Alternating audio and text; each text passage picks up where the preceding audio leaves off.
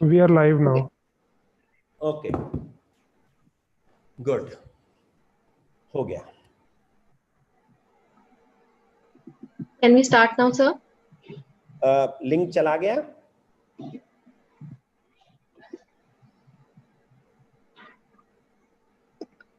Ravi sir, please share the link.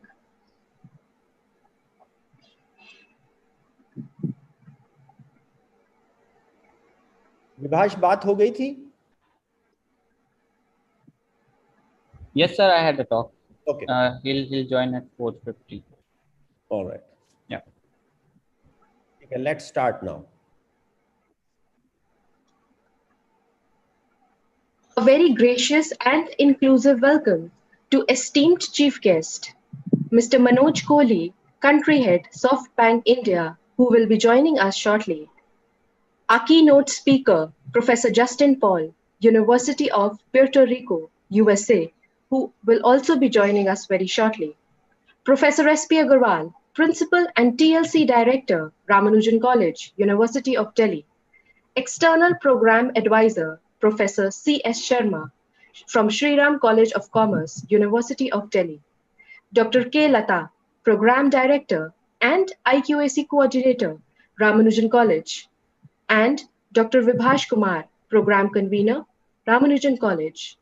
My worthy colleagues from the organizing team, and more than 1,200 participants who have joined us today, pan-India.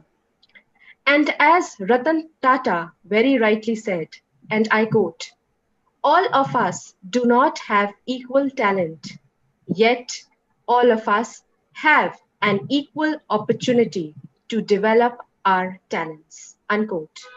Each day is a new day, which brings with itself new opportunities, new challenges, new thoughts, new strengths, and new aspirations. And on such an enriching note, I, Nidhi Mathur, on behalf of Teaching Learning Center, Ramanujan College, graciously welcome you all to the inauguration function of the online 2-week refresher course in Commerce and Management, organized by Teaching Learning Center, Ramanujan College. This refresher course aims to disseminate the new developments and contemporary research in commerce and management.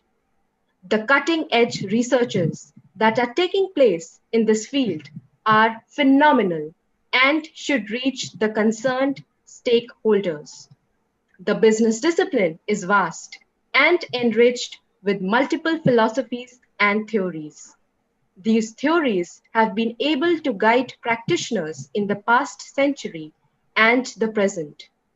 The roles as well as the assumptions are now changing fast. Some of the premises and postulates need revisiting. Additionally, some recent developments like taxation laws, GST, and IFRS have changed how businesses operate. Financial technology under information and communication technology reforms have drastically enhanced business operations. These innovations are exciting and hence place the onus on the existing practitioners, especially the instructors, to augment their knowledge continuously. The purpose of this very course will be to train teachers on present-day methodology and how they can use it to augment their teaching and research. The participants will be made aware of the current developments in some of the disciplines of finance, taxation, laws, marketing, accounting, human resource management, business research, to name a few. Moving ahead, Ramanujan College, under the able stewardship of our principal, has conducted innumerable online FDPs, FIPs, and refresher courses through its Teaching Learning Center under Pandit Madan Mohan Malviya National Mission on Teachers and Teaching Scheme of Ministry of Education, thus imparting training to more than 120,000 teachers. I now take this immense pleasure to invite Professor S.P. Agarwal sir Principal and Director, Teaching Learning Center, Ramanujan College, to say a few words about this refresher course. Over to you, sir. Thank you, Nidhi. Good evening and welcome to all who are with us in this program today evening. Our chief guest, Mr. Manoj Kohli, top class professional in the country who is a country head in SoftBank India, will be joining us very shortly, as we know that these people are very, very busy and taking time for such programs is really very challenging.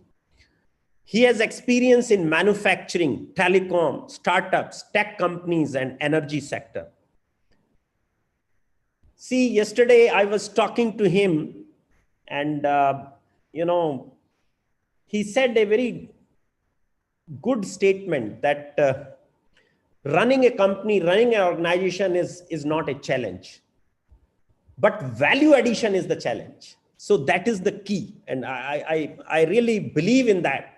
Even in our institution, we believe in this theory that value addition is the key. Running an institution is not important. Our keynote speaker, Professor Justin Paul, I was looking to his bio data. I feel that, at such a young age, he has done so much. And you feel very little when you compare these people doing so much work at such a young age. And he will be joining as a keynote speaker. We will learn, all of us learn from their experiences. My own colleague and program advisor, Professor Sharma from Shriram College of Commerce, a dear friend who will be talking to you in this regard. Again, a very good professional and a teacher. My colleague, program director, Dr. Lata, program convener, Dr. Vibhash, all colleagues who are present this afternoon, ladies and gentlemen. And of course, dear participants who always trust us and join in large numbers. I believe 1,200. It's a great thing from all over the country. Once again, I welcome you on behalf of Teaching Learning Center, Ramanujan College, University of Delhi, in this 2-week online refresher course. Friends, let me tell you that all these programs are under the coveted scheme of Pandit Madan Mohan Malviya National Mission for Teachers and Teaching. And see, these programs, during this pandemic, mostly we did online. And, the power of technology helped us to reach to so many, which Nidhi said, 120,000 teachers. And these are meaningful training programs. It's not that, just reaching, make you attend and give the certification. No, it's really a outcome-based training programs. You will have to complete, you will have to earn the certificate. That is the intent of these programs. And the mission is to reach everyone unreached, and also, reaching everywhere in the country, starting from Northeast to the Jammu and Kashmir. That is the key thing. Now, this refresher course on commerce and management, we have taken a very broad topic, commerce and management, because our idea was to discuss with you the new challenges in the area. It's not that we want to discuss the subject matter, because all of you are learned teachers, and our focus and objective is on new research and new developments. That is the key. And also exposing you to the professionals, industry specialists. That is also very important, because as a commerce and management discipline, all of us are training students for industry. That is our job, because they all will work for the industry. And now, what is the requirement of the industry? Are we equipped to deliver that we prepare them for the industry? That is the challenge with us. I mean, that is the challenge for teachers. So we need to be trained, and that is the key. I tell you, training is the key. Even yesterday when I was talking to Mr. Manoj Kohli, he said that training of teachers is the key thing, because In next 10 years, technology will take over everything. And if we will not compete and not learn the technology, we will be 10 years behind the world. So this is the thing. Then our vision of Vishguru will shatter. So I tell you, all of us will have to prepare for that vision and to learn the new things in the area of commerce and management. Well, friends, another important thing which I always talk, that most of the institutions or most of us will have to prepare for implementing new education policy 2020. And there are a lot of challenges there. And all of us need to be prepared. Recently, there were two more documents which came on ABC Credit Bank and blended learning. And everything is so integrated, with the technology, that unless until we equip ourselves, we will not be able to do justice to our students who will outsmart us, who are already outsmarting us in every sphere of life. And another important thing which I always speak on the life skills, communication skills, and writing skills of our teachers, because these are very important key elements.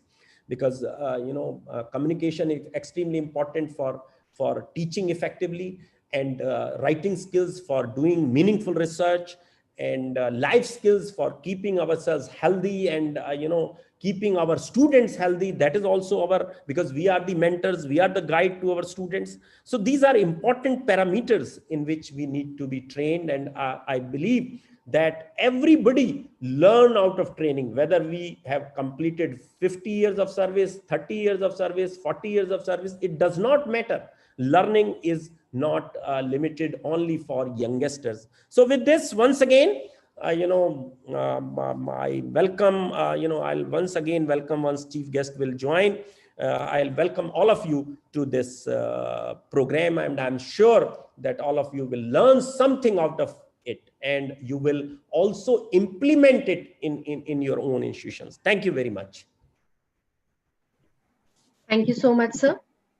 This entire refresher course has been carefully designed and structured under the expert supervision and guidance of our program advisor, Professor C.S. Sharma from Sri Ram College of Commerce, University of Delhi. I now request you, sir, to address the audience. Over to you, Sharma, sir. Good evening, Professor S.P. Agarwal, Principal, Ramanujan College, Dr. K. Lata, Coordinator, IQAC Ramanujan College, Dr. Vibhash, who is managing the whole FDP, and of course, the respectable chief guest, Mr. Manoj Kohli, Country Head, SoftBank India. Dear friends, this particular FDP has been visualized with one unique objective in view. And the objective is that the teachers of the institutions of higher learning should widen their vision from their specific areas. As you can see from the FDP that has been presented to you, the whole schedule that has been presented to you, there are a large number of speakers from the field of finance and taxation. We have very famous commentator and author in the field of taxation, Dr. Girish Ahuja, who is very well known in the field of taxation across the country, and Professor of Finance from FMS, Professor Madhu Vij. We also have Mr. Satish Kumar, CA Alok Garg, Mr. Naveen Mittal, who is from a young budding author in the field of taxation from Sri Ram College of Commerce. And we have people from the field of law. Ms. Aishwarya is an alumnus of National School of Law, National Law University, and we have one person, very learned person in the field of qualitative research, Dr. Sudhir Buddhiraja from Tata Institute of Social Science Research. So you can see the wide spectrum. Basically, the faculty development program is made to rest on three basic pillars, namely law, finance, and research dimension, particularly the qualitative research dimension. So these aspects have been combined with a view to give a different orientation altogether. First is that we all have an understanding that finance is an area which is basically and essentially quantitative.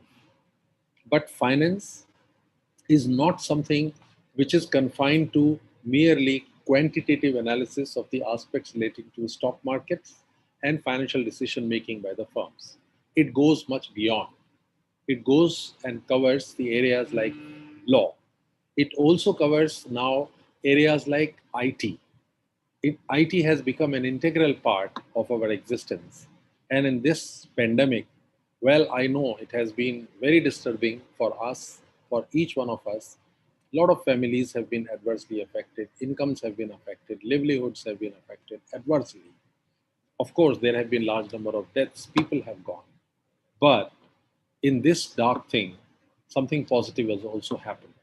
And what positive has happened is that we have learned to use digital technique, digitalization, the IT techniques and tools for the purposes of human interaction. Earlier, for every interaction, we used to wait that people will get together at one place physically and then interact. Teaching will also, we could not think that there could be teaching which would not be face to face. But in this pandemic, we have come to learn, understand, and absorb that physical presence, though necessary, though important, but it can be done away with. And we can, of course, build up our relationships, build up knowledge, impart knowledge, receive knowledge, develop horizons, create value wherever we are, in whatever position we are. That can be created with the help of IT tools. Ramanujan College has trained more than 100,000 teachers over the last 1 year's time. This is the only institution which has this great distinction. And this could not have been possible without the use of IT. And this could not have been possible, perhaps, if this calamity had not taken place, calamity of the pandemic. This is the positive side. So anyway, whatever it is, in this FDP, I presume and I hope sincerely that the vision and understanding of the subject will widen. It will open new vistas, new areas, new thinking procedures, and it will provide you with new tools for analyzing the phenomena. It will give you new perspective and new paradigms to understand how we can proceed in creating knowledge. We all understand that as far as job of teachers of institutions of higher learning is concerned, it is dissemination of knowledge, but more important than that is the creation of knowledge. These FTPs are created, designed with both the goals in view. And I do sincerely hope with the galaxy of the people that are going to address you, this objective will definitely be met with. With these words, I would like to thank you all. Thanks again. And I would like to welcome Mr. Manoj Kohli, who is now here. And it will be a pleasure for us all to listen to him. He is a person who I know is a person with very great clarity of thought. And he has an ability to provide new way of thinking in each situation. Welcome you, sir. And thank you all once again. And I hand over the mic now to the organizers. Thank you very much. Thank you so much, sir.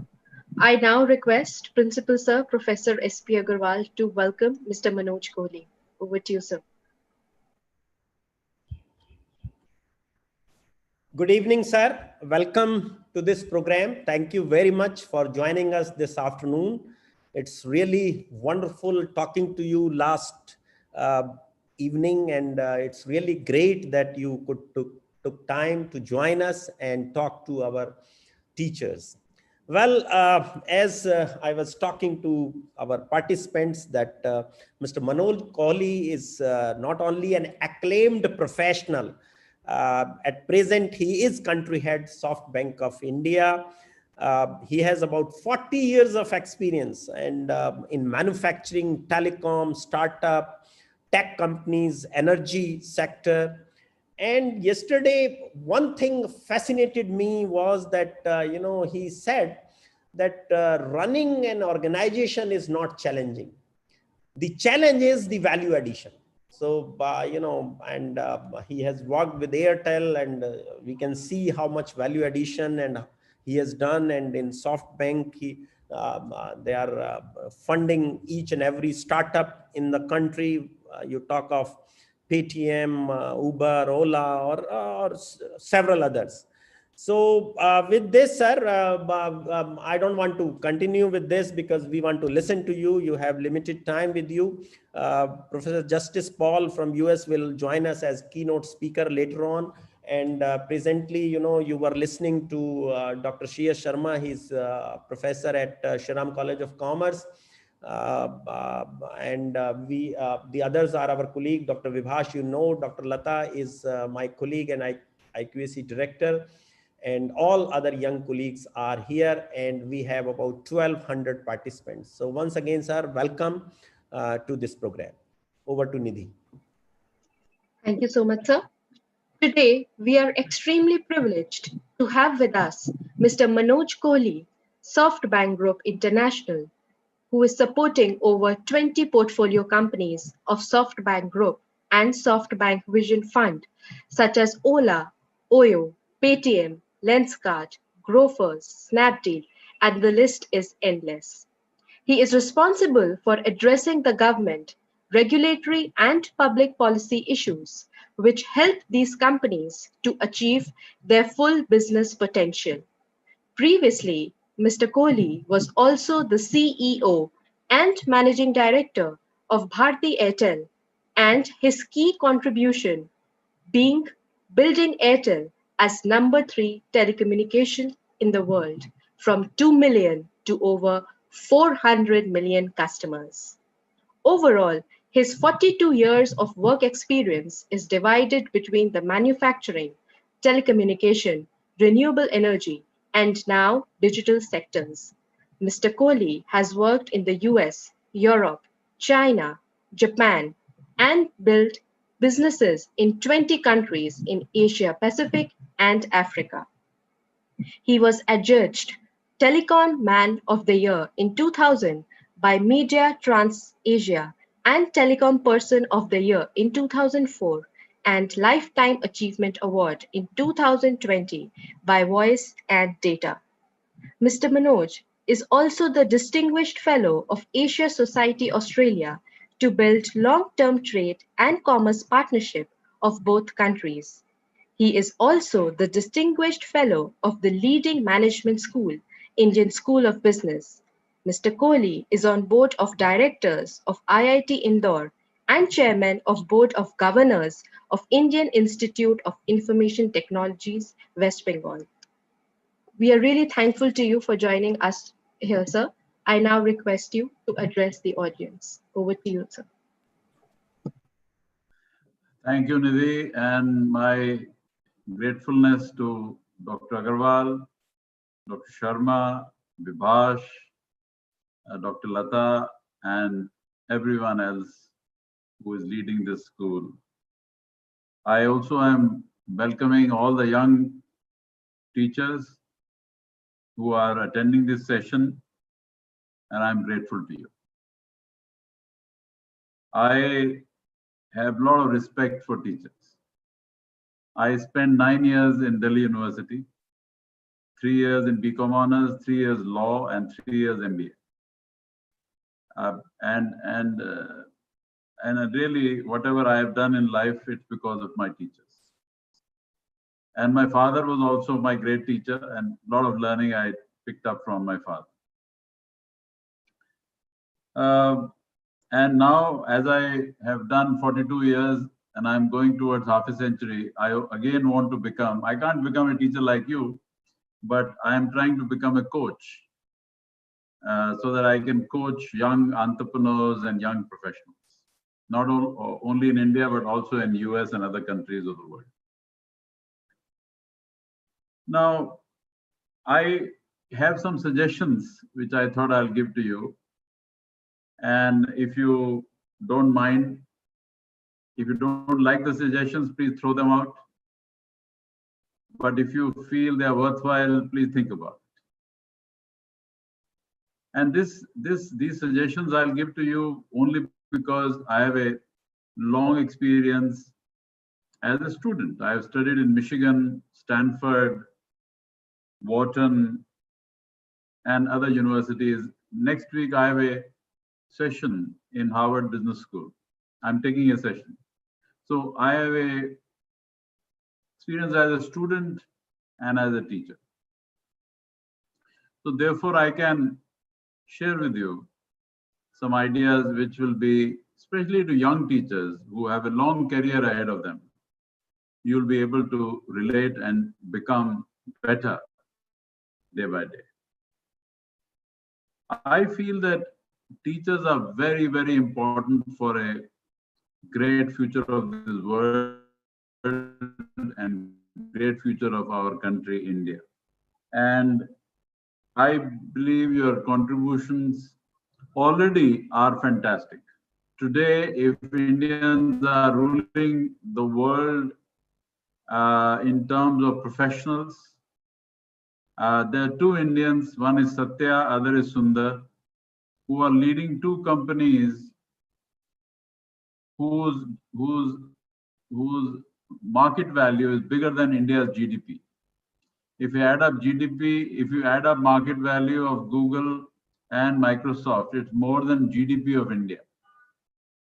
So that is the power of what you do. That is the power of what you create for future.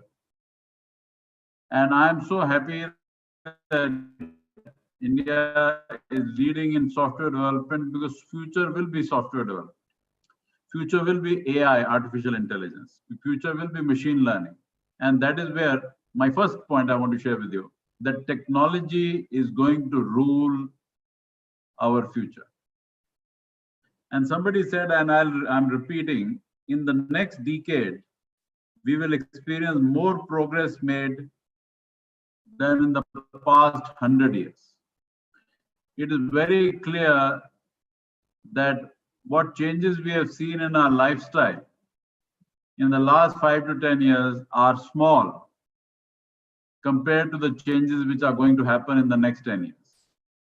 And that's why I'm very, very curious. I'm very, very happy that these changes are coming to us, because science is the biggest transformation in the world.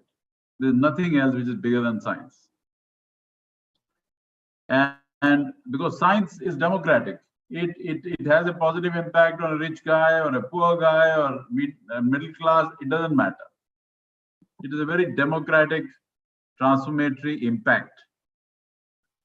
And I'll give you three examples of my personal life where technology has changed the world. Let me start with telecom. When I started in telecom in 95, there were 35 million landlines in India. And when a child was born, generally Indian parents booked a Bajaj scooter and a landline, so that by the time the child is 15 or 20, he or she can have a scooter and a phone. I think Dr. Agarwal will remember this. Others are younger, so you may not know. Today, what is the condition? Today we have 1.3 billion mobile phones in this country, out of which 700 million are smartphones. The landline STD cost between Delhi and Bombay at that time was 100 rupees per minute. And Mr. Agarwal will again remember that you have to book an urgent call, which may come in 3-4 hours after booking. Today, you call your friend in US on WhatsApp call, and it is not zero, but close to zero cost. Because data you use, data cost is anyway lowest in the world in India. Now, in 2 decades, this is the technology change which has come into our life. And this is in my lifetime. It is not that I'm talking about my father or my grandfather. And I have done it because I started mobile. I built mobile in 5.5 lakh villages of India. We built 3-4 lakh towers. So technology has done a fantastic job. Even the poorest of the poor uses the technology very well. Second example, renewable energy. I led renewable energy for many years. Solar plants, wind plants. As you know, coal and nuclear are risky. Coal leads to pollution. Nuclear leads to a lot of risk. As you've seen in Fukushima in Japan. And now the new trend is solar and wind. Today, you'll be surprised that solar is less than 2 rupees per kilowatt hour. Whereas coal, the new coal plants which have come up in the last 5-7 years, they're costing nearly double of that. What is solar? Solar is technology which converts the sunshine into power through the solar modules. When the sunshine falls on the modules, solar module transforms the heat and the light into energy. Earlier, the cost of this was 17 rupees when Prime Minister Modi started this in Gujarat. From 17, it has come down to 2 rupees now. Much lower than coal and zero pollution. Same applies to wind. There are windmills which can be, especially in the coastal area where wind is very good. And Europe has a lot of wind, many other places. Tamil Nadu, Karnataka, Gujarat, Maharashtra. And there is also offshore wind, which is offshore in the sea. And it is also nearly 2.5 rupees. And it is expected that in the next 10 years, this will be maybe half, maybe 1 rupee per unit. Can you imagine that?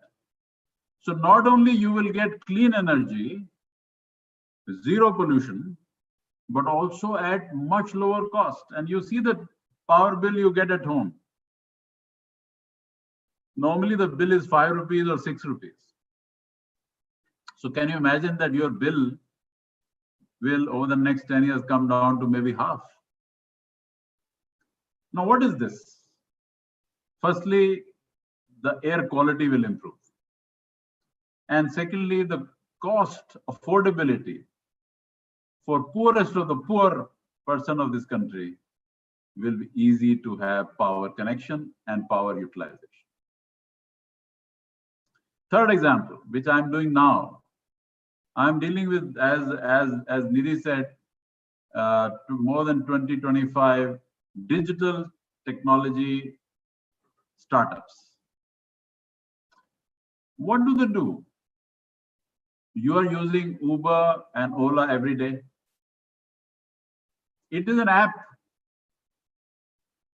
simple app. You use Paytm every day, you transfer money.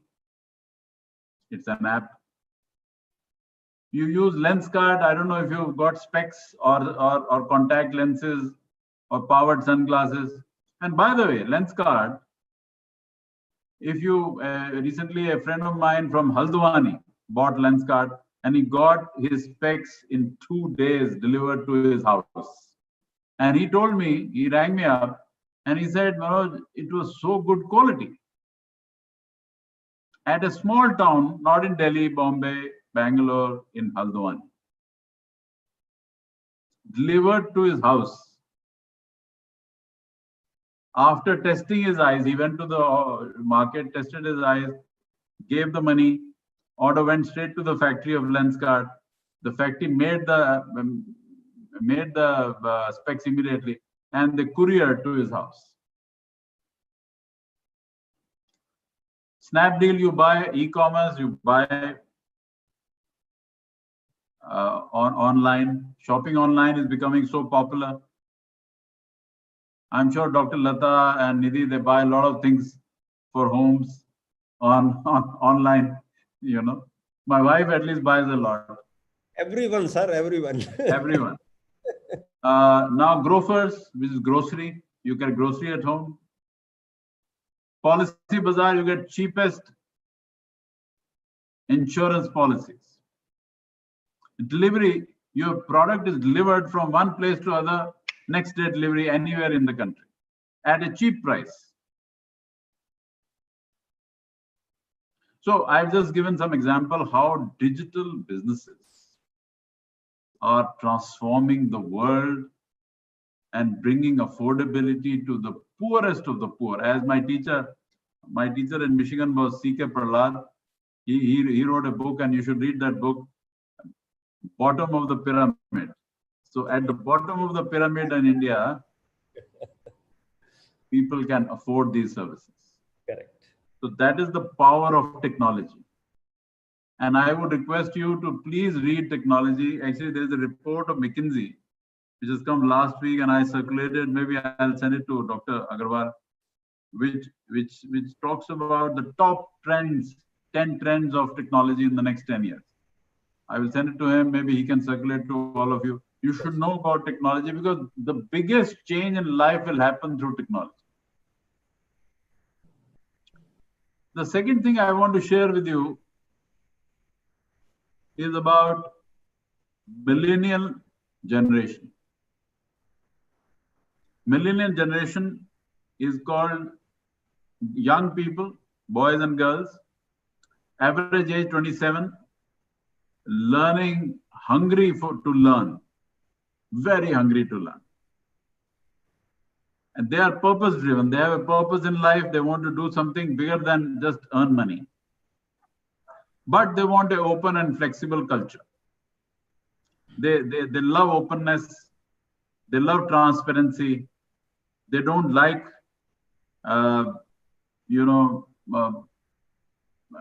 controls. Like, in my case, whatever my father or mother told me, I did that. There was 100% control in my life. But we accepted that 100% control, because the control had some love and affection behind it. But now children don't like it. They want to do things through rationality and logic. And if you tell them, like I have two daughters, I tell them something and it is not logical, they'll say, Papa, I can't do it. It is not logical. Which is good. I love it. Because one should in life always go by logic and rationality. And so your biggest,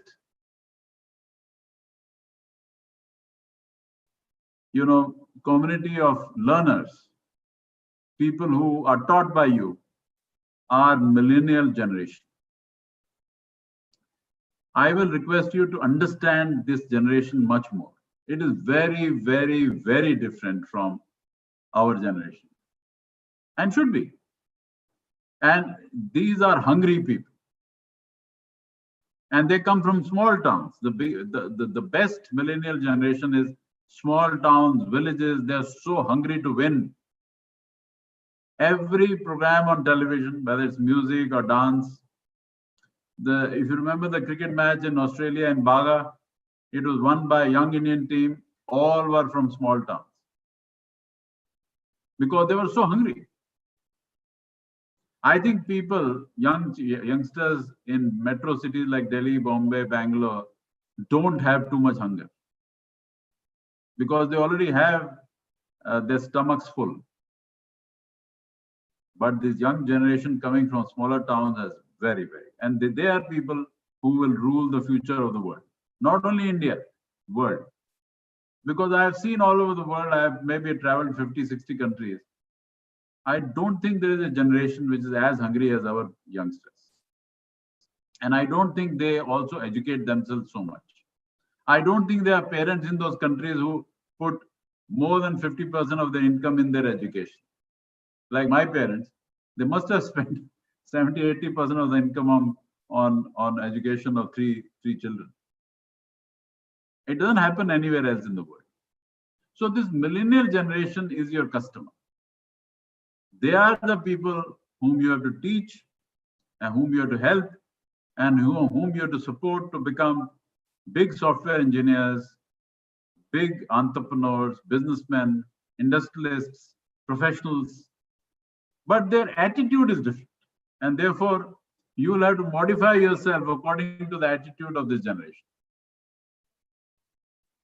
Now, maybe Dr. Agarwal can't modify because he is as old as I am. but I think young teachers can definitely modify. So in this context, what is the role of young teaching faculty? I think that is the point which I thought I'll just share with you. And I'm not trying to say that I know everything and you have to go by what I say. Please don't. Please don't. If you like it, fine. If you find it logical, do it. Otherwise, don't do it.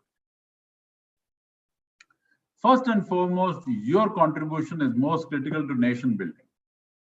You have to accept that, because a lot of teachers I have met, they don't feel that their contribution is important. I don't know why they feel that.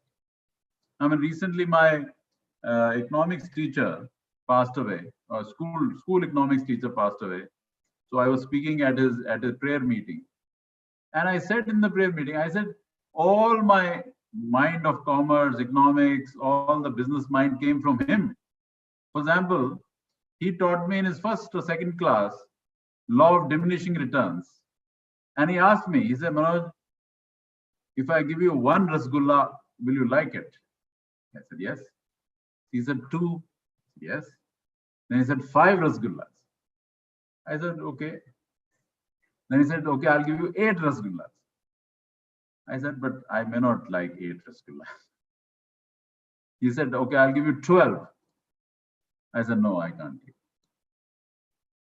So he taught me law of diminishing returns in one small example in 30 seconds. And that is the value of a good teacher. You teach with simplicity and humility. And I remember he taught me what, 55 years back, 50 years back, more than 50 years back. So clearly you have a great role to play in nation building. But there are a few things which are problems in our present system, which you will have to counter and you'll have to change. One, that the syllabus, and that Dr. Agarwal has also promised me, has to change every year. We cannot have a static syllabus. I understand that many colleges, universities have syllabus which are 10 years old, maybe more than 10 years old. Case studies are old, everything is old. It has no relevance. So every year, at least every session when it changes, a syllabus has to be updated. Some syllabus has to be thrown out. Some new fresh syllabus has to come in. Second thing is you have to update yourself every day, daily. Daily, as you wake up in the morning, as you exercise, do yoga, update yourself on knowledge and new changes across the world. And it's a daily exercise. I do it daily. I'm 62. I do it daily. Every day I change. Every day I learn, because I have to run as fast as my children. If I don't learn every day, they'll go far ahead of me. They're anyway ahead of me. But small lead is okay, but not a big lead. I have to run faster every day. You will have to run faster every day. Learn new things every day. And now internet is there. So now you can learn easily. You don't have to go to library and from the books. It's on the internet. It's on your tips. Also, you'll have to take global perspective of everything, because India is now part of a global arena. India is not alone here. We are part of a global arena. And therefore, it's very important that you take a world perspective and not an India perspective. Then you will understand the full story in a better way. Another thing which is very important is unlearning. Unlearning is a very important part of learning. For example, I'll tell you, I started my life when I left Sri Ram College of Commerce on 1st May 1979. I was management trainee in DCM, Sri Ram, and I was posted to Dorala Sugar Works, which was the largest sugar mill in the country, 10,000 tons per day. Great experience, but not relevant today in SoftBank. It has zero relevance. So I have thrown it out of my mind. And in that space which I have saved, I have brought in new technology, digital and other new technologies, electric vehicles, many other things which I have learned. That has come in the place of my experience of sugar mill. So unlearning is very important. Because if you will not create vacant space in your mind, you will not have space for new things. So these are some suggestions I wanted to give to you. I hope you don't mind, because, you know, my objective is not to say that teachers are not doing a great job. You're doing a great job, but I think you can do much greater job. Yes. Much better job, much more. Why should a teacher of Stanford and Wharton be not as be better than you? You have the same knowledge. You have the same information on your tips as he or she has. So you can actually be that or better. So that is in brief what I wanted to share with you. I have a lot of things to say, but you know, there's a paucity of time, and hence Dr. Agarwal asked me that I should take some Q&A also for about 10 minutes, if we have that much time, Dr. Agarwal. Thank you. Thank you, sir. Thank you very much for sharing your experiences and, you know, advising our young teachers and giving some new ideas. Because, see, this is the main thing which we wanted to know from real people, because we are preparing students for you. And unless until we know what you need, we cannot prepare. So your ideas are extremely important for these young teachers. And let me tell you, sir, that in this college, we are fond of technology. We have tested 4G with Magma, open source project for Linux Foundation and Facebook. And we have a collaboration with TIP for setting up a 5G lab on-prem cloud based on Kubernetes and OpenStack. And also in energy sector, we have already set up 130 kilowatt of solar power in this institution, sir. So we are doing our bit, sir. Thank you very much, sir. I think this is an inaugural function, so there may not be question answers because the other guest has joined, Vibhash. Yes, sir. Professor Paul has joined us. Okay. Yes. We welcome Professor Paul. Start, sir. You please be with us as long as, sir, it is possible for you, sir. Thank you very much, sir. Thank you, Dr. Agarwal. Thank you to everyone. Thank you, sir. Thank you, sir. Thank you so much, sir. Today, we are extremely privileged to have with us Professor Justin Paul from University of Puerto Rico, USA. Professor Paul currently serves as Editor-in-Chief of International Journal of Consumer Studies, IJCS, a 45-year-old global academic journal ranked as A grade by Australian Business Deans Council, ABDC. A former faculty member with the University of Washington, he is a full professor of PhD and MBA programs, University of Puerto Rico, USA.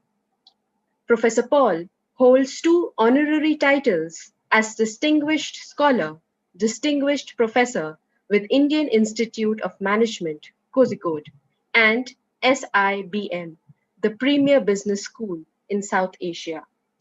He is known as an author and co-author of books such as Business Environment, International Marketing, Services Marketing, Export-Import Management, Management of Banking and Financial Services by McGraw-Hill, Oxford University Press, and Pearson, respectively.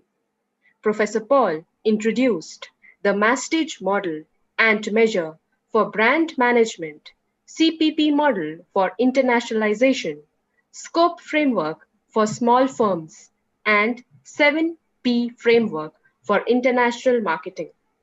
His articles have been downloaded over 8 lakh times during the last 6 years. He has published over 130 research papers in SSCI journals and 150 in Scopus. Out of this, over 70 papers are in A or A star journals as per the Australian Business Deans Council ABDC list. We are very happy to have you amidst us, sir. I now request you, Professor Paul, to deliver the keynote address. Over to you, Professor Paul. Sir, you're on mute. Kindly unmute yourself. Yeah. Thank you for this invitation, and it's early morning for me. I just woke up, 2 hours ago. It's not even 2 hours yet. Not yet 8 o'clock here at my place.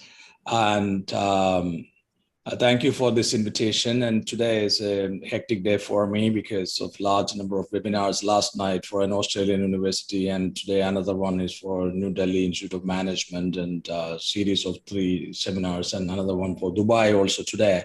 So webinars are very common these days. I'm very happy to see that everyone is organizing webinars and motivating people to do research and people to, engage in excellent quality of teaching. So we can forget about the worries of COVID that way. So it's wonderful that, people are engaged in intellectual capital building activities, and I would like to congratulate the organizers for organizing this refresher program. So I'm asked to talk about the global scenario in research and publications, and how the young people can engage in more research, and what could be the strategies, or what could be the opportunities for youngsters in the days to come in the global research arena. So I was also encouraged to share something about my own story and how did I groom myself, and all those kind of things. Sometimes storytelling can be useful for audience to learn and unlearn, and learn the best part of someone's story, and maybe unlearn in case if there is something which is not best. So in general, what I have to say is that you have to set your goals in case if you want to come up in your profession. So you need to have kind of a plan that let's say 5 years down the line, or 3 years down the line, or 10 years down the line, I would like to be this, or I would like to be that, and those kind of things. I've had opportunities to travel around in 60 countries in the world, and not as a tourist, but for academic trips. Many universities have invited me as a visiting professor, and I have taught full courses. I have been invited for 1 or 2 days sessions, 2-hour session, 3-hour session, everything sponsored by different universities all over the world. So I was fortunate to have very, very illustrious and eventful career during last 20 years. And I started my first academic job after my PhD with IIM. I was an assistant professor and department chair at IIM. And then I left IIM and I went abroad, and I was an associate professor in Japan, and I got my associate professorship in Japan with $100,000 salary when I was 33. Then I got an assignment in Washington. So I was moving around the places. Of course, moving around the places can be a challenge, but at the same time, so you get opportunities to see the world. It's like, I suppose, if you are posted in an Indian Foreign Service, IFS, you have to move around every 3 years, but you have an opportunity to see the world and explore the world, and enjoy the culture of different countries and all those kind of things. So in academia, opportunities are unlimited. I have to say that if you keep trying, opportunities are worldwide and opportunities are unlimited. And you have to be passionate about what you do, and you have to be one has to be, you know, one need to have a mindset to work hard with dedication and determination. If you have a mindset to work with dedication and determination, you can excel in academia. Research is an integral part of academia. Research is very much important, and you should have clarity about publishing, and you should have clarity about opportunities that will come on your way if you publish. And it's not that easy to get acceptance in A-ranked or A-star ranked journals and all those kind of things. It is very competitive, because there are a large number of people doing PhD these days in countries like India and China. So this has resulted into increasing competition during last 3 years or last 5 years. 10 years ago, 15 years ago, competition was not that intense, but these days competition is intense. So in order to beat the competition, which is intensifying daily basis, you have to work very hard, and you have to publish in high quality paper, high quality journals, and then that is sometimes difficult, but nothing is impossible. I just would like to say that nothing is impossible. And academic journey, never put a full stop on your academic journey. And also, I would encourage you to collaborate with successful people. It's like in business, in real life business.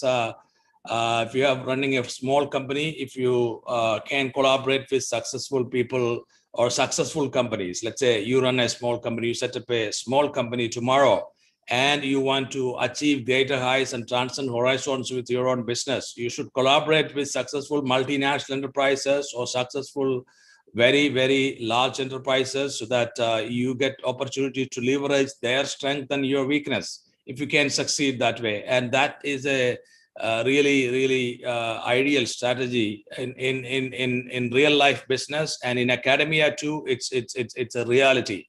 So for, you know, I mean, I don't know whether I can say it as strategy or network, but in a sense, you know. So for me, I did not have a godfather.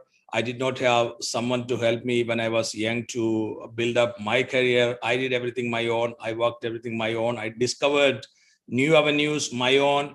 I did not have a worldwide non-PhD supervisor to guide me. I did my PhD with a very, very ordinary gentleman professor who is who did not have that kind of global profile and all those kind of things. But you know, I realized that if you can work hard and discover new oceans, like there are red oceans and blue oceans, and always we look for blue ocean. And with the blue ocean strategy, success is possible, and it is you know, possible for everyone, not only for me, or not only for your dean or director, or not only for you know, any distinguished professors who is attending this seminar, but also even for, suppose if you are a PhD student, assistant professor, associate professor. In case if you can work hard, you have a lot of opportunities. These days, I'm very happy to note that institutions like Indian Institute of Management and many other business schools in India are providing very attractive remuneration for publications. IIMs are providing 10 lakh Indian rupees in case if you publish a paper in a A-ranked academic journal as an honorarium itself. And this is very attractive in my view. And you know, so the academic career is lucrative these days. It is no longer a second choice. In case if you are part of a good institution, I mean, you have to be part of a premier institution in India or any other country. It's lucrative, no doubt. I know many professors at IIM Kozhikode, assistant professors. They are making 30 lakh Indian rupee extra income every year. So, I mean, in addition to the salary, one of the assistant professor I was talking about, his salary is about 20 lakh, but he's making 30 lakh additional every year. So he's making 50 lakh rupees, which is not bad for an assistant professor who is 33-year-old, you know. So, which is very good. So academic career is rewarding these days, provided you have the vision and you have you know, determination, and you are ambitious, and certain points about research also I can talk about, which could be For example, if you want to publish a research paper in a premier journal, try to present it with generalized content for global audience, because that is very important. When you think, for example, I'm originally from Kerala in India, and when I lived in India, my vision was limited. My outlook was just national.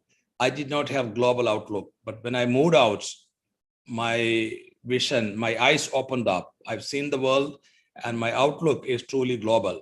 So when you write a paper, write for the global audience rather than writing for audience from your country. Global journals will consider papers that are written for the global audience with the likely chances of read by people from different countries, people across the country. So you have to generalize the content. For example, many people, when they start writing a research paper, they start talking about their country in the introduction. Don't talk about your country in the introduction. Instead of talking about your country in the introduction, talk about your topic in the introduction. Focus on your topic rather than focusing on your country. Because I know that you are patriotic, you are nationalistic, all these are fine. Every country there are patriotic people.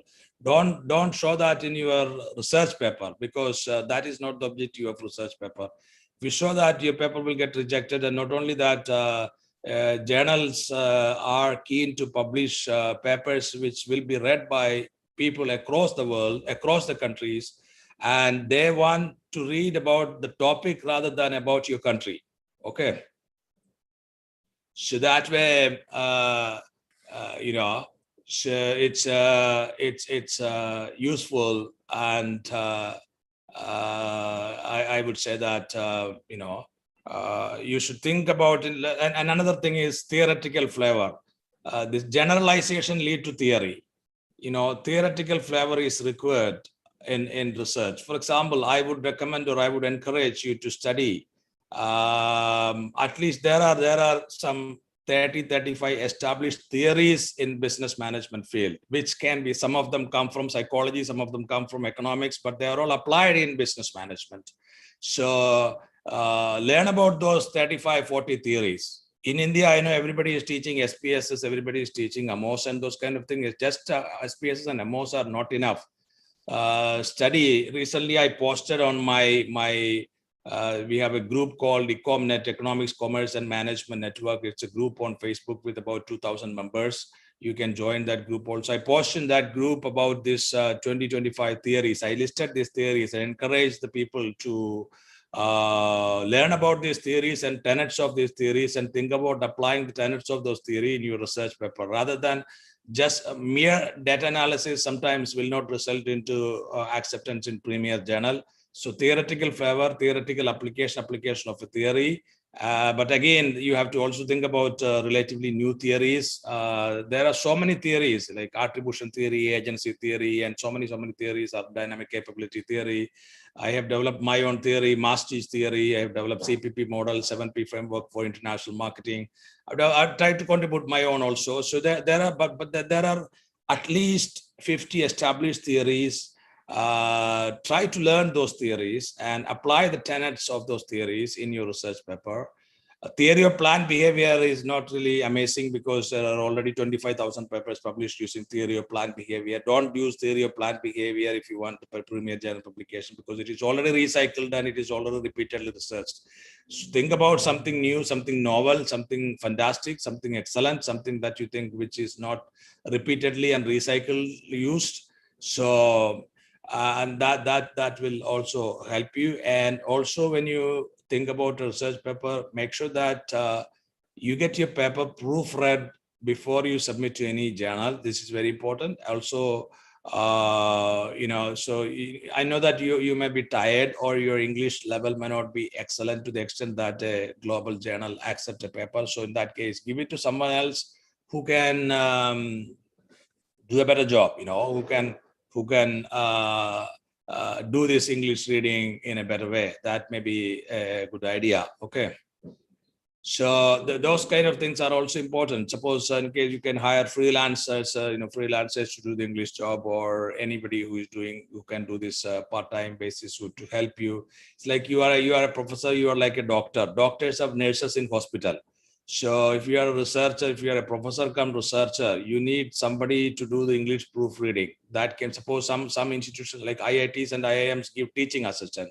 You are faculty at IITs or IIM, or I have a teaching assistant in my university too.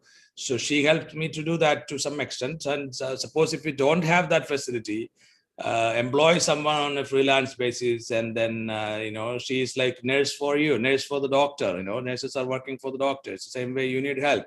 Otherwise time management will not work. If you think that you can also do the proofreading and all, you cannot focus on the academic part. You focus on academic part, get help from someone, pay them some 5,000 or 10,000, whatever they ask for, depending upon the quantity of depending upon the difficulty of the work. Sometimes it can be 3,000, 4,000 if you have already written very well.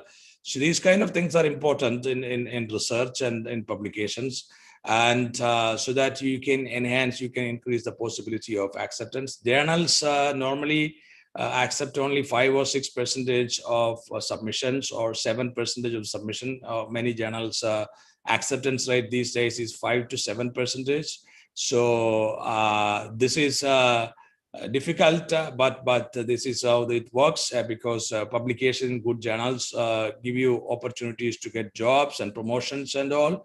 So don't get disappointed even if your paper get rejected. Don't get angry with the editors, and because some of them follow exclusiveness policy, and there are so many things. And don't get disappointed at all. Keep trying. In my life, I published so much. I published about 150 papers, about 75 or 80 in A or A star rank journal. And but to get all these papers published, I have received about 2,000 rejections in my life. It is not all acceptances, so many rejections in my life. It's that, so you need to get motivated from each rejection. It is part of life. Suppose when you apply for a job, sometimes you will not get the job wherever you want to get the job. So you might get disappointed there also. Don't get disappointed. Sometimes when you look for a lady or when you look for a man, sometimes you will not get the right type of person that you get. So sometimes we all get disappointed, right? But don't get disappointed there also. I just have to say that don't get disappointed. If you don't get what you want to get in your life, or job, or research paper, or whatever.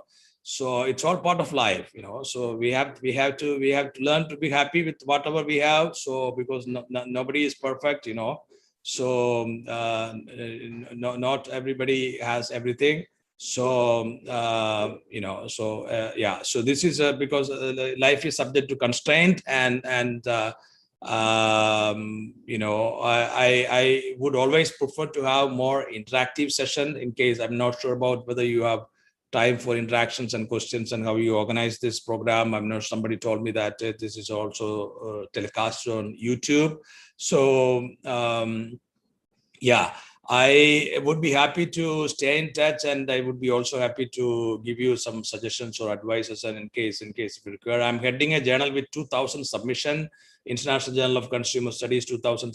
I transformed the journal from a sleeping A grade journal to a very uprising journal. So when I took over the journal, our journal had only 600 submissions in 2019. And 2020, the total number of submissions increased to 1,300. And this year, we are heading towards 2,000 plus. In first 6 months, we received more than 1,000 submissions. And that way, I'm very happy that I have done something for the academic community by transforming the journal. And our journal has emerged as the fastest journal of John Wiley Group. That was my first target when I took over the journal. So have a fast journal, decision making fast, desk rejection within 1 week or 3 days if possible. First year we did it within 3 days. Now submissions increase. Sometimes it can be slow. Sometimes it goes to associate editor. The journal process that one has to also understand is that most of the journals are decentralized. So you have to pass 3 stages to get a paper accepted in general. One is that desk rejection by chief editor, desk rejection by associate editor, and rejection by reviewers. In general, to get a paper accepted, you have to clear these 3 stages: chief editor, associate editor, and reviewers. So it is tough. It is a tough game. So sometimes papers get rejected. sometimes papers get accepted. So sometimes, diamond papers don't get accepted in diamond type of journal. Sometimes below average quality paper get accepted and good paper get rejected. All these are part of life. I have seen all this. I have experienced all this, but in my own life. So, but I'm happy that I've got enough opportunities also to serve the academia.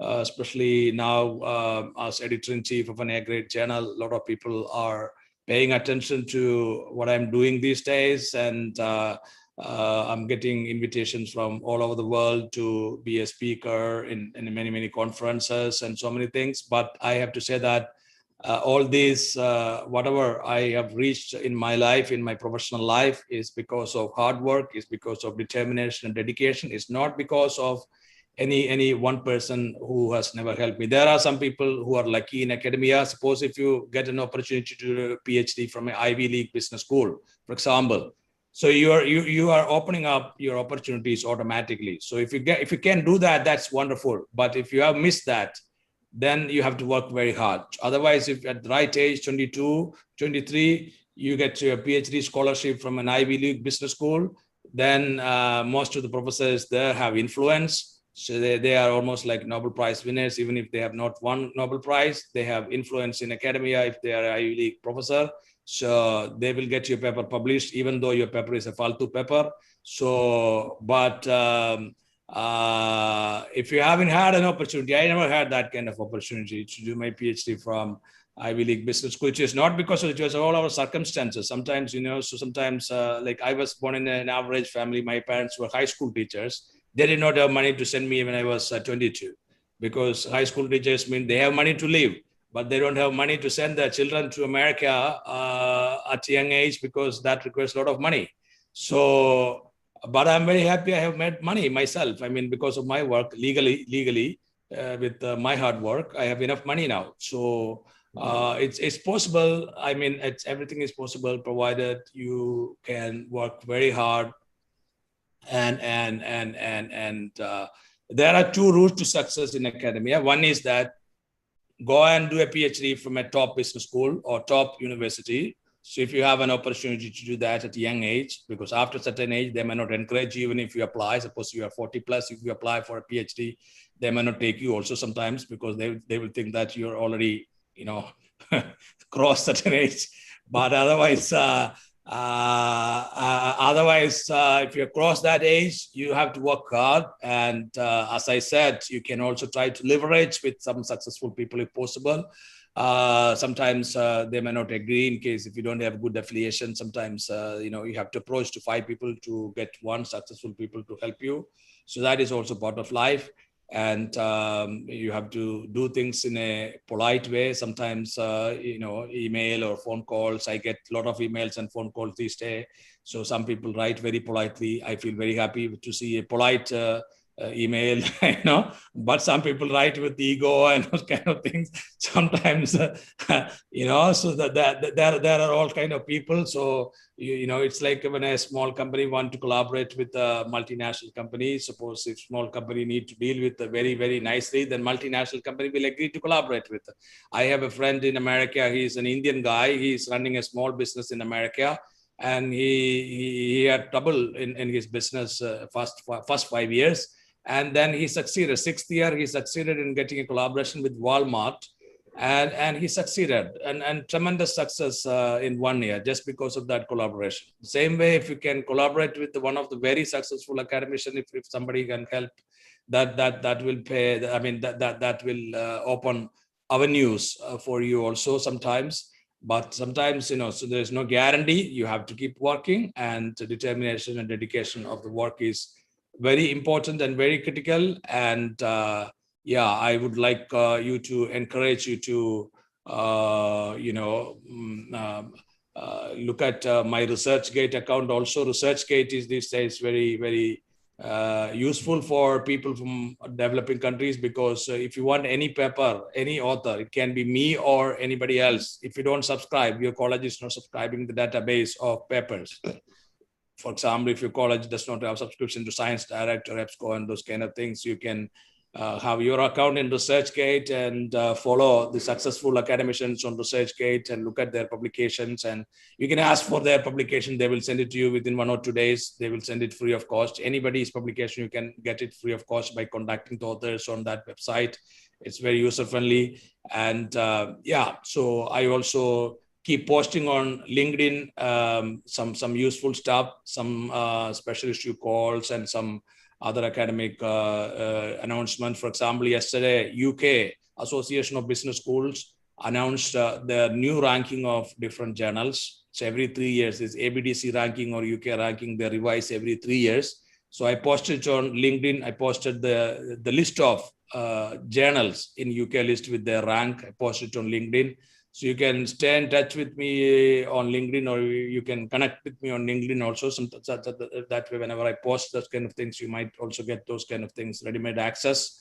Yeah, so I use LinkedIn and Twitter to share those kind of things with the academic community. Feel free to stay in touch with me on LinkedIn or Twitter. Otherwise, send me an email. My email is profjust@gmail.com. So you can also find me on Google. If you search me on Google, you can get my Wikipedia profile and my website also to stay in touch. Any question, feel free to send an email. Sometimes I could be busy, but I'm not busy. I can reply immediately. And if you have any questions, I would be happy to answer. I have a PowerPoint and all, but I also have another session in about next 20-minute time. I have to go for another session. So, but I have 10 more minutes or 15 more minutes in case if you have any question to answer. I'd be happy to answer. I'm not sure how the interactive mode is going to work for your conference, but I would be happy to answer a couple of questions if the time time permits and if your system works that way. Thank you, Professor Paul. Very nicely you shared your experiences and your journey to this level. I was going through your CV. Sometimes I feel that I have not done anything in my life. See this young guy; he has done wonderfully well at such a young age. So hats off to you, and also sharing the key things in research and telling all the sources and how to publish and not getting rattled by rejections and everything you shared. I think it's a wonderful thing, and these young faculty members will learn something out of it. And once again, thank you very much for giving your time. Early morning, I'm sure you must have got up a little early, and then you are with us. Thank you very much, Vibhash. If there are any questions, on Yeah. YouTube link. So for the benefit of other research scholars in India, Professor Paul, could you just enlist some of the reasons why the articles are rejected? Say, for example, desk rejected. You've already said that your grammar is not correct, or the English writing is not right, or maybe you are not talking about the global aspects. So are these also the reasons for rejection in the first go in the top journals, since you are the editor of one of them? So could you enlist this process for the benefit of our audience? Yeah, there are several factors that determine the desk rejection process, and they have created some kind of or in general, journal editors or journals have created a kind of system of accepting 5 to 10% papers. This is a standard process in almost all the journals, and because they also have keeping like annual limit how many papers. For example, our journal we can accept maximum. I mean, this is I was instrumental in increasing to 100. So before, when I took over, the maximum limit in our journal was 75. So in a year, so maximum, it was 60 actually, 60 to 75 to 100 papers in a year. So this is because we almost all journals want to follow some kind of exclusivity. And because journal publication, of course, there are 2 points in it. One is exclusivity factor, and second is high quality factor, and third is the capacity factor, because journal editors and reviewers are also working part-time. They are professors, and they are not doing this as a full-time job. If you actually ask me how much time I spent as journal editor, is actually 10 times more time than my university professor job. So university professor job, I spend only 5 hours, 6 hours a week. But as a journal editor, I'm spending 50, 60 hours per week just for the journal. So this is what I've been doing after I took over as journal editor. So it takes time. It is not that easy process. It has its own power. It is some charm because people notice you, but at the same time, it's a lot of work. And many times associate editors reject paper, or even editor-in-chiefs are rejecting paper to reduce their workload in some journals. I have to say that. I don't try to do that because I spend 50 hours, but I reject when there are some problems. Otherwise, I pass to my associate editors and they also reject when they find some problems, because papers are supposed to be submitted with perfection. So if they don't find, if they find some mistakes or some problems, they reject. Many papers are submitted with mistakes and problems. Sometimes what happens is, you may be having good paper, but some other people or majority of them are submitting papers with problems and errors. So when an editor or an associate editor sees majority papers coming with problems, they also carry the impression that almost every paper has problem. So that also creates a negative impression. It can also go with the country. Like suppose, let's say a lot of Indians are submitting papers with problems, and editors can see, of course, another submission has come from India, last 5 submissions from India are problematic. They will carry the same impression. They will reject the next paper also. It is like yesterday I was talking to an IIM dean, and he told me that he hired 1 or 2 faculty members with degree from ICFA in Hyderabad. And he told me that they are not ethical, and some other people, new people applied, and new people with the same degree from ICFA applied to IIM as faculty members, and then he told me that IIM did not even call them for interview because people already hired with ICFA background are not ethical while serving as IIM faculty members. That means they carry the same perception about everyone from ICFA based on 1 or 2 people from ICFA. The same thing here also. Many editors, when they find papers, I have a impression now. I have a perception about Brazil now. A lot of papers from Brazil are submitted. Almost all of them are problematic. Okay, so I don't spend my time to read Brazil papers now, because whatever I have seen from Brazil, all problematic. So I tend to either simply pass to associate editor, otherwise I tend to reject by myself, because almost every paper has problem. So they are not submitting with perfection. I mean, this kind of issues are also there. So many factors. Okay. Yeah. So this is basically a kind of stereotyping, yeah? But it can work. Can't work well with others also. Somebody who's doing good may be stereotyped and rejected. So I have to say so many factors, not just one factor. Many factors. All right. So thank you so much. I think anybody else has any question here? I was thinking if Nidhi has taken up some questions from YouTube. Nidhi, do you have any questions? No, ma'am, this was a generalized set of questions which Vibhash sir has already asked. These were most of the questions which were directed for Professor Paul. So there aren't any other questions. Some questions are about, journal cloning and other things. So if Professor Paul would like to answer about the journal clones, how could we identify the cloning of journals? Yeah, I told you have to download the list. If you look at my LinkedIn, Justin Paul on LinkedIn, yesterday I posted the UK list, UK journal ranking list. Download it, use it. Download Australian ABDC list, use it. Let those 2 lists be your Bhagavad Gita or Bible or Quran. Okay, don't think about any other journal. Almost every journal recognized in UK list, I posted it, the link I posted on my LinkedIn yesterday. It's also on my ResearchGate. Download it from my LinkedIn post yesterday or from ResearchGate. It is the new ranking of UK announced yesterday, latest ranking. Okay, and we'll be sharing this also with the any predatory journal. UK list has more than 3,000 journals, 3,000, 4,000 journals. That is enough for you. Don't submit to any other predatory journal. Okay. Submit only to the journals where they have included in UK or ABDC list. They don't include predatory journal in the list.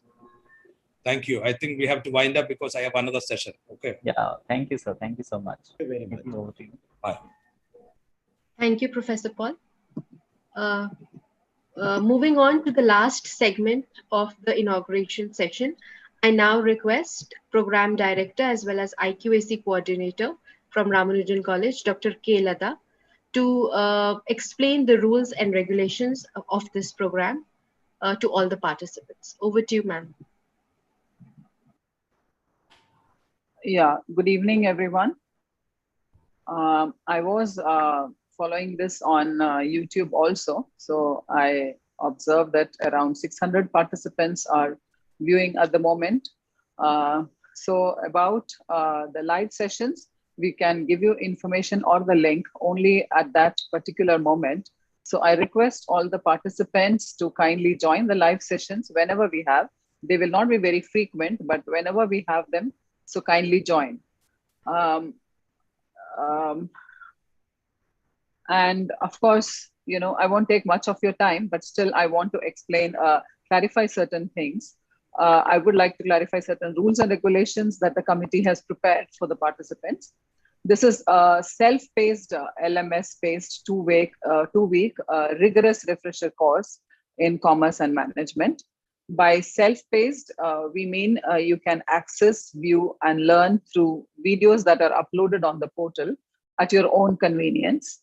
Thereafter, you will attempt the quizzes and assignments. Of course, the videos are there for you throughout the program, so you can view them and review them. And so you have to attempt the quizzes and assignments after that. This also, the participants, the viewing of the videos can be done at your own convenient timings. The communication platform will be Telegram, the portal, and the mails. Peer-to-peer discussions will be encouraged on the discussion forum. The few live sessions you have during the course is compulsory for all the participants, and the link will be provided to you only at that particular moment. So I expect all of you to kindly participate in the live sessions also, because that's the only place where you can have interaction with the resource person. The other important rules that the participants should be aware of, which we will be putting on the portal as well as on the Telegram, that registration is mandatory for participation. The daily assignments, quizzes, activities have to be finished by the given deadline as indicated on the portal. Attempting and submitting all the quizzes and assignments are mandatory, and each participant should score a minimum of 50% in total to avail of the program completion certificate. The participant must attend all the live sessions.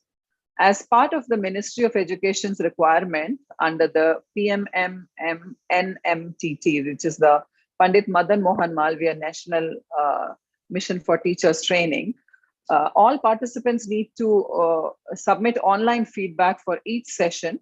Feedback and other forms should be filled promptly, and it is compulsory for all participants to submit the feedback. Participants will have to ensure internet facility at their end. The organizers will not be responsible for any internet-related issues at the participants' end. The final test on the decided day is compulsory and no exemption shall be given for it. So the date of this will be notified later. Graded certificates on the basis of performance in the refresher program will be awarded to the participants. In case of any issues, please write a mail to the official email ID, mgmtcomref@ramanujan.du.ac.in. We will revert to you as soon as possible. No other means of handling queries will be entertained. More so because I think all of us can empathize. We are looking at 1,200 plus participants. It is compulsory to join the Telegram group because that is where we post that is the easiest way of communicating with all of you.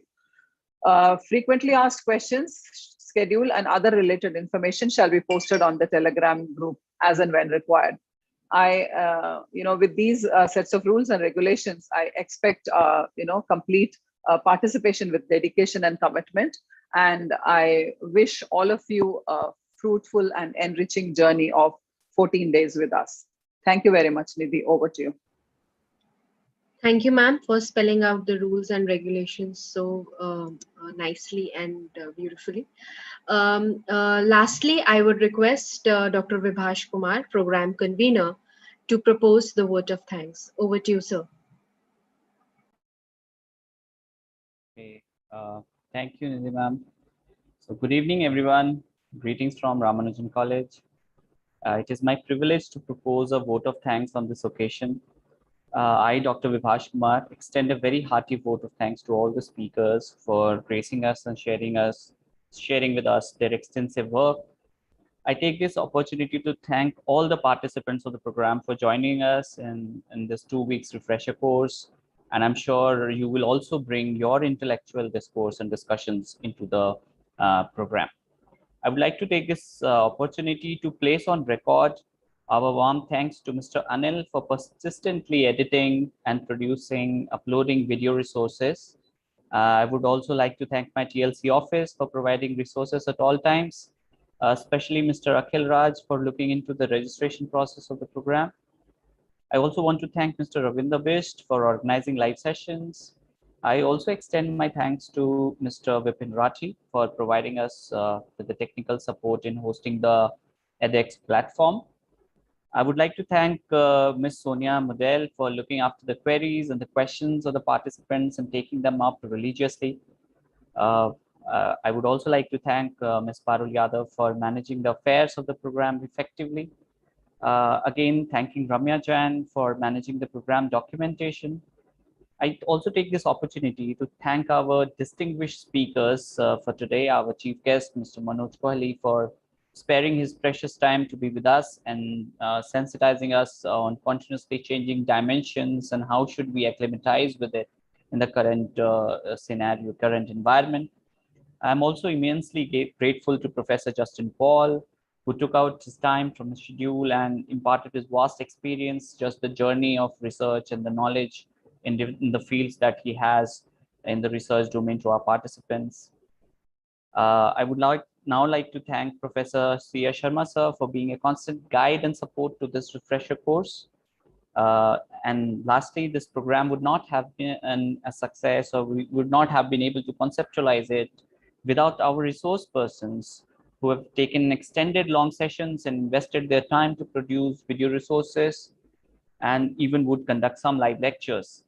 So I take this opportunity to thank our learned resource persons, Professor Girish Ahuja, Dr. C.A. Sharma, Professor C.A. Sharma, Dr. Satish Kumar, Dr. Sunil Buddhiraja from Tata Institute of Social Sciences, Dr. Satish Kumar is from MNIT Jaipur, Dr. Yogesh Mishra from Thomas Assessments Private Limited, Professor Gurjeet Kaur, I'm Jammu, Professor Madhu Vij from FMS, Dr. Jaspreet Kaur from the Pearl Academy, Professor Yavana Rani, Mrs. Ashwarya, Dr. Naveen Mittal from SRCC, Dr. Sonal Jain, Sia Alok Garg, and Ms. Ramya Jain.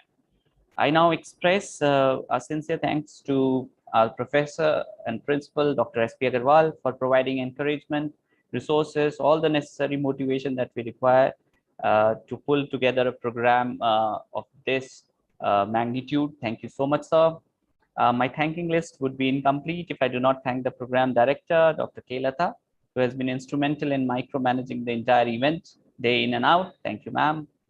I also hope now that the participants would augment their knowledge and will be able to spread the knowledge acquired to their peers and students, which remains our ultimate goal. It has been a wonderful evening. Thank you, everyone, for joining us. Thank you so much. I would like to thank Vibhash also here, because he has been, managing all the contents and everything A to Z. He has been looking after many things. So yes, it is a mutual vote of thanks, but yes, I want to thank him. And he has been responsible for many things which has been now put on your schedule. Thank you very much, Vibhash. Thank you, ma'am. Thank you so much. So with this, we come to the successful conclusion of the inauguration function of this refresher course.